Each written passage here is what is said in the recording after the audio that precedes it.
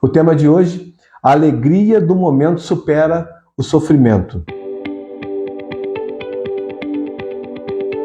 Nós todos sabemos que Jesus, ele morreu na cruz do Calvário, ao terceiro dia ele ressuscitou, mas algo aconteceu antes desse momento que nos chama a atenção, não porque Deus não pudesse mudar, mas muito pelo contrário.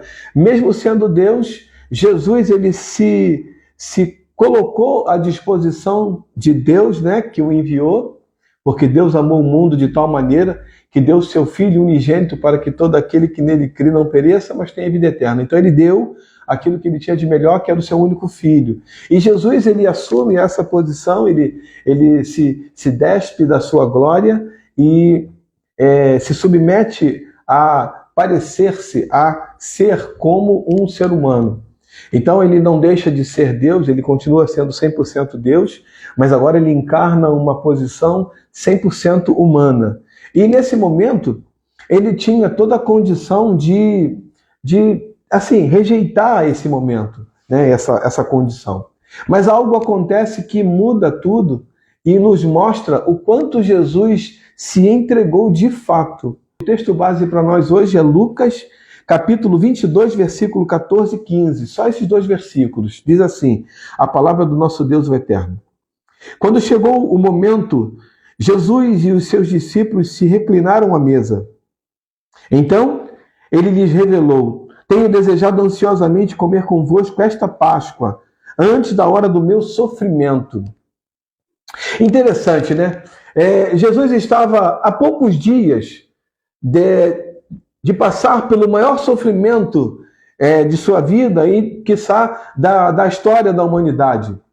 Mas ele fala algo que é tremendo aqui nesse texto. Ele diz assim: desejei muito, desejei ansiosamente comer convosco essa Páscoa. Então, Jesus, em algum momento, ele se desliga daquilo que aconteceria dias à frente, que alguns teólogos vão dizer que provavelmente esse episódio, esse evento, tenha acontecido numa quinta-feira, mas a maioria diz que foi na quarta-feira. Mas isso para nós é irrelevante. Se foi na quarta-feira, essa última Páscoa, ou se foi na quinta-feira à noite, isso é só um detalhe. Mas a verdade é que Jesus, passando por isso, sabendo que iria passar à frente, ele se desliga daquele momento que estava logo ali, e ele se liga no momento atual. Por isso nós colocamos esse tema, a alegria do momento superando a dor do sofrimento. Então, Jesus ele prefere se alegrar com os discípulos naquele momento que seria a última refeição deles juntos, né? Que a história conta da última ceia. Então, Jesus ele sabia que seria o último momento com os discípulos e ele desejou ansiosamente. Ele estava feliz da vida por estar com os discípulos naquele momento. Eu aprendo com Jesus aqui que os acontecimentos futuros, com os quais nós não temos controle, nós não podemos nos preocupar a ponto de perder o momento atual. Entenda, nós como seres humanos, em algum momento a gente vai se preocupar, né, com algumas coisas, mas essa preocupação não pode ser em um nível que nos tire do momento atual. Um exemplo assim, nós estamos numa festa de aniversário do filho, da esposa, de alguém, até mesmo sua, e aí a gente está se preocupando com algo que vai acontecer daqui um mês, daqui 2 meses, daqui uma semana, e isso não é legal. Então viva o momento. O que nós aprendemos aqui é que Jesus ele se preocupava com o momento, ele estava valorizando o momento, aquele momento em que ele estava com os discípulos.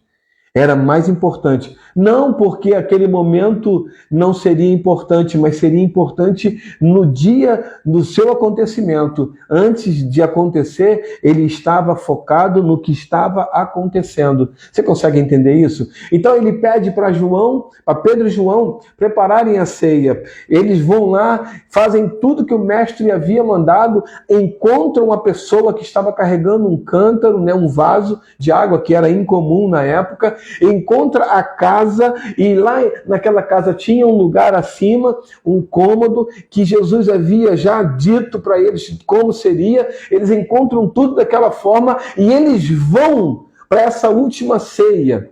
Note, Jesus, ele tinha...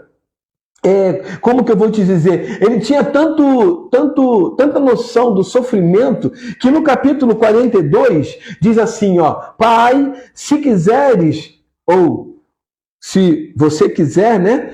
Afasta de mim este cálice. Jesus sabia que o sofrimento seria tão grande, ele sentia esse sofrimento dentro de si, e ele, vendo aquele sofrimento, ele disse: se possível for, se o Senhor quiser, o Senhor pode afastar esse cálice de mim, ou seja, esse sofrimento de mim. Contudo, ele diz em seguida, entretanto, né?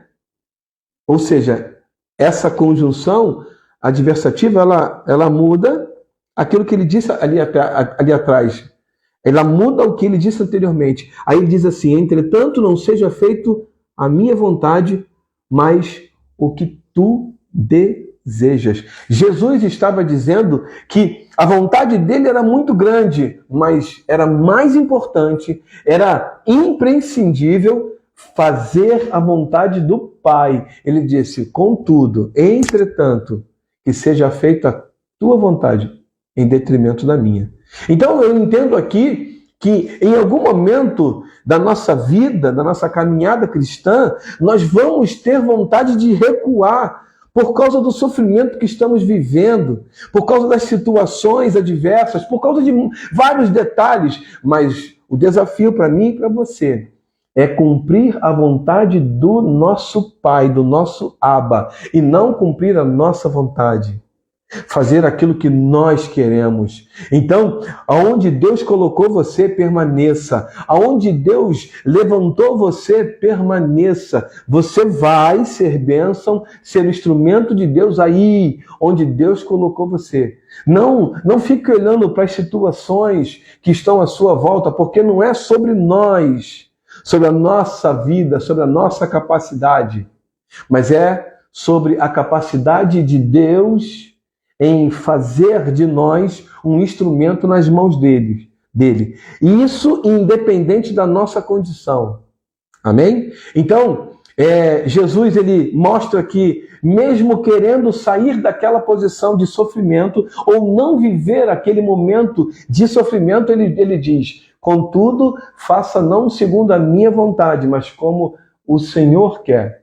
Ele revela não somente o que ia acontecer, que não seria assim, que ele não poderia dar tanta importância, mas ele revela a alegria desse momento, de estar com os discípulos. Naquele momento, a Páscoa representava a saída dos judeus, né, do Egito, o livramento que Deus havia dado para os judeus, porque você lembra, era colocado nas portas, dos umbrais das portas, o sangue daquele animal que eles iam comer naquela noite. Então o sangue daquele animal era aspergido nos umbrais das portas, e o anjo da morte passava e ele não entrava nessa casa que tinha o sangue, a marca do cordeiro. E aí ele passava direto. Nesse momento, o anjo passa e vai na casa apenas que não tinha aquela marca.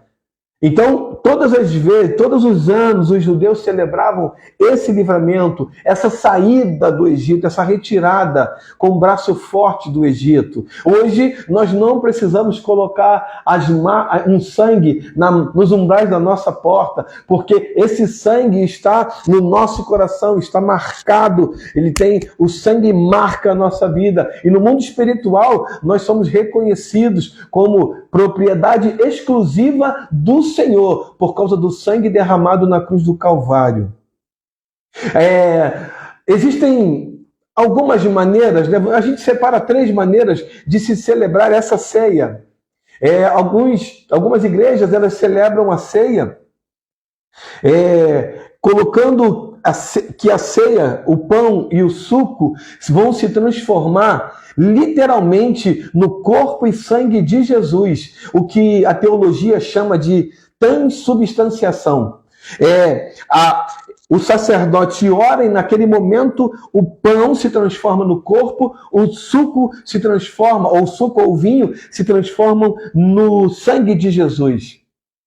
Existem outras igrejas que oram, né? O sacerdote ora e eles entendem que o sangue e o pão, ou o pão e o suco de uva, eles contêm a presença, né? Contém o Senhor Jesus, a presença de Jesus, que é a consubstanciação. Já nós não, nós fazemos o que a Bíblia diz.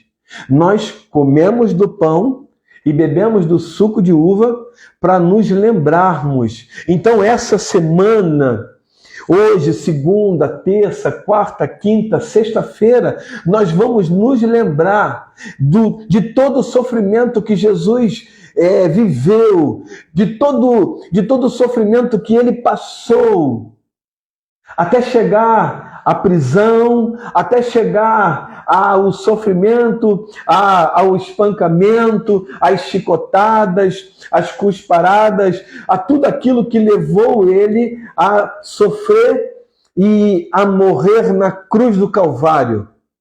Ele escolheu, ele se entregou.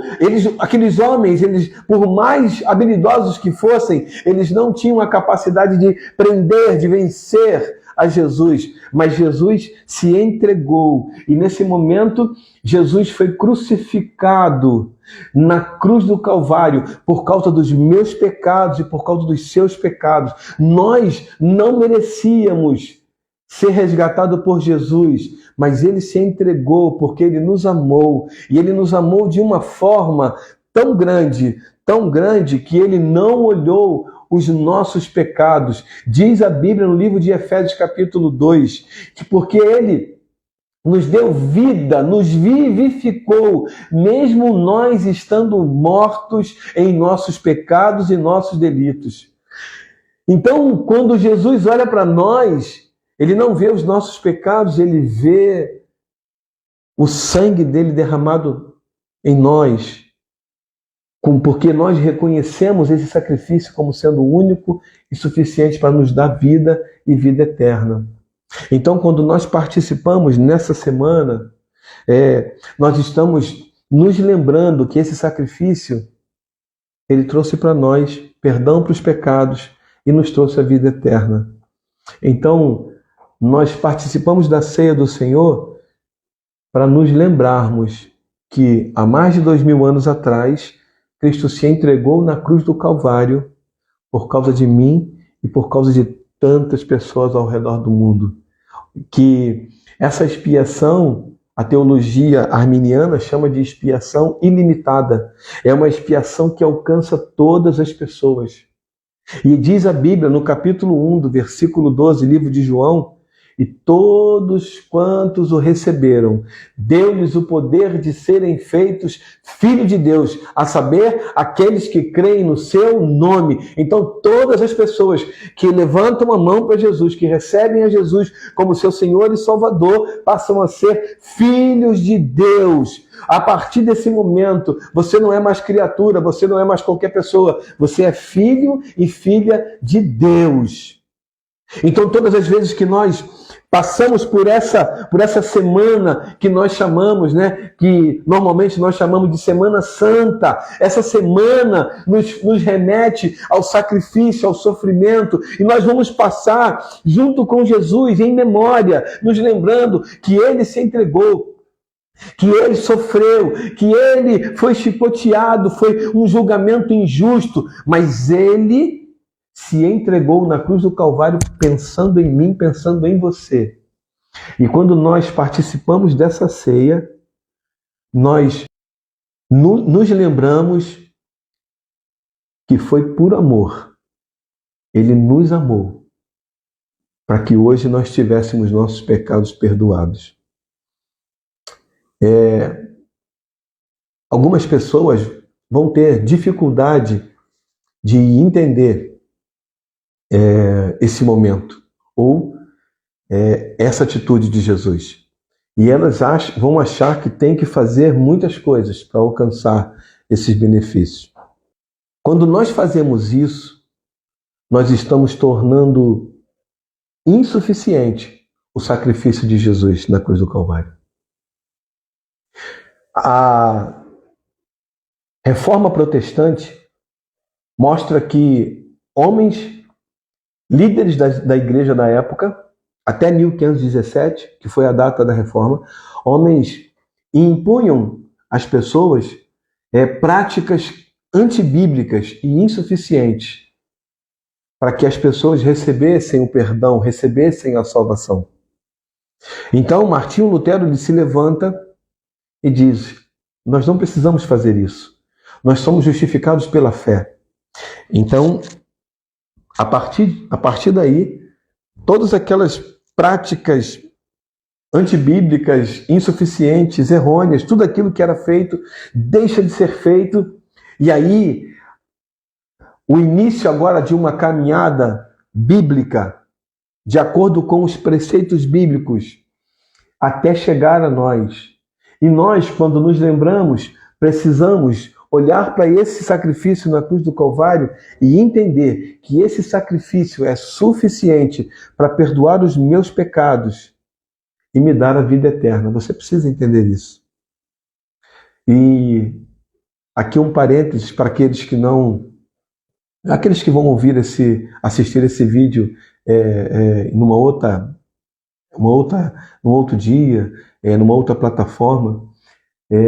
Você precisa reconhecer a Jesus para que você tenha a vida eterna. O sacrifício de Jesus, ele é suficiente para perdoar os seus pecados. O sacrifício de Jesus, ele é suficiente para te dar a vida eterna. Então, não desperdice, não perca tempo.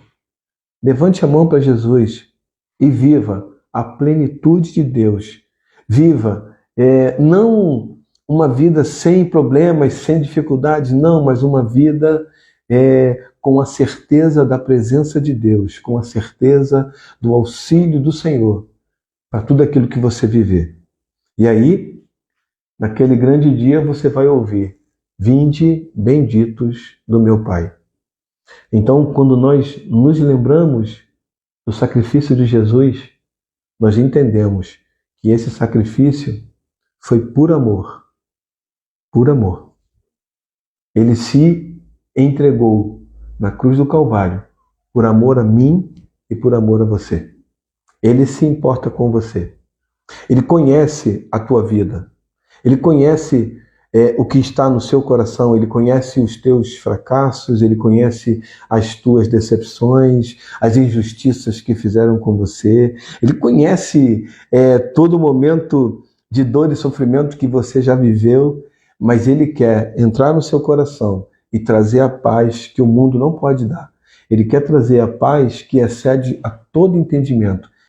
Então, andar com Jesus não significa infalibilidade, não significa não sofrimento, significa que Ele vai estar conosco em todos os momentos. E, acima de tudo, vamos viver a vida eterna com Ele. Amém? Deus abençoe a tua vida.